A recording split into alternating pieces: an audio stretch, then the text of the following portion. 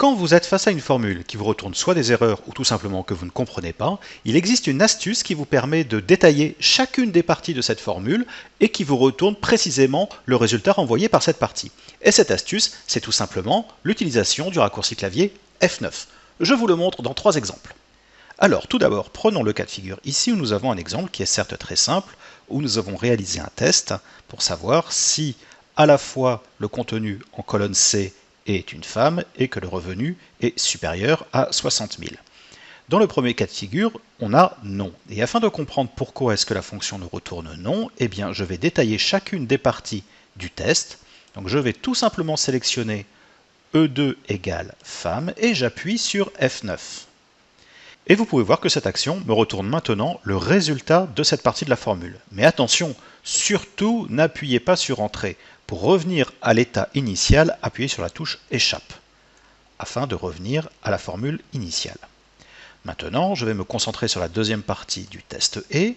Je sélectionne D2 supérieur à 60 000, de nouveau F9, et là on peut voir que c'est faux. De nouveau Échappe. Et donc la combinaison d'un test logique est une partie est vraie, l'autre partie est fausse, donc l'ensemble va me retourner faux, comme ceci. Donc vous pouvez le voir, ici j'ai sélectionné une toute petite partie de ma fonction, ou carrément une fonction en entier, et à chaque fois F9 me retourne le résultat de cette sélection. Deuxième exemple avec cette formule très complexe. Alors avant de vous montrer comment je vais utiliser le raccourci clavier F9 dans un tel cas de figure, laissez-moi vous parler des bonnes pratiques d'Excel. Parce que, en fait, ici, c'est un vrai projet. Une société m'a contacté pour demander pourquoi est-ce que le classeur était aussi lent et surtout il n'arrêtait pas de planter. Eh bien, quand j'ai vu une fonction comme celle-là, ça ne m'a pas du tout surpris. En fait, pour beaucoup de personnes, ils pensent que être un expert sur Excel, c'est faire des formules très complexes. Or, pas du tout. En fait, il faut faire des formules les plus réduites possibles. Et pourquoi cela? Parce que vous sollicitez beaucoup moins la mémoire de votre ordinateur. Ici, par exemple, chacune des portions de la fonction est traitée par Excel. Et donc, quand c'est multiplié par un grand nombre de cellules, comme c'est le cas ici, eh bien tout simplement, votre classeur est bien trop lent. Alors ici, qu'est-ce que je vais faire? Eh bien tout simplement, je vais me demander qu'est-ce que retourne la partie de la fonction indirecte.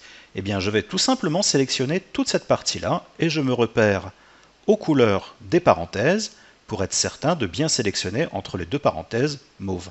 Et là de nouveau, j'appuie sur le raccourci clavier F9. Et on peut voir que la fonction indirecte me ramène la référence concernant une feuille bien précise avec une colonne et un numéro de ligne. Je reviens à la situation initiale avec échappe. Et maintenant, si je veux comprendre chacun des paramètres, donc à savoir les deux fonctions recherche V ou index, eh bien de même, je sélectionne tout simplement une partie de la fonction et de nouveau F9. Là, je récupère le nom de la feuille, le deuxième recherche V me retourne juste la lettre de la colonne, et enfin index me retourne le numéro de la ligne 139. Dernier exemple, et cette fois-ci avec les nouvelles fonctions matricielles dynamiques d'Excel 365. Ici, comme vous pouvez le constater, à chaque fois que je saisis de nouvelles valeurs, la formule ici va me ramener exactement le nombre de personnes qui contiennent précisément ces caractères-ci. Donc on peut voir CI ici et CI là, et maintenant si je fais FA, vous pouvez voir que ma liste change dynamiquement. Alors comment comprendre cette fonction?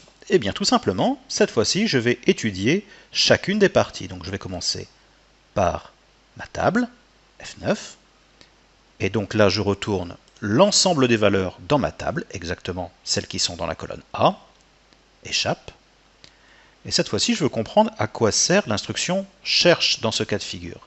Et là je vais sélectionner jusqu'à la parenthèse mauve, F9. Alors cherche va me renvoyer si la valeur existe ou pas. C'est pour ça que parfois je vois 4, 5, 1, mais quand elle ne trouve rien, elle me retourne valeur. Échappe. Donc maintenant, à quoi sert le test enum? Cette fois-ci, je sélectionne jusqu'à la parenthèse rouge, de nouveau F9. Eh bien, enum va convertir la précédente fonction cherche en valeur vraie ou faux, vrai quand la valeur est numérique, faux quand c'était une erreur. Échappe de nouveau, et bien tout simplement, ceci appliqué à un filtre, le filtre va me retourner une valeur uniquement quand la partie ici de la fonction est vraie. Et c'est pour ça que ça marche très bien dans ce cas de figure. et un nouveau test.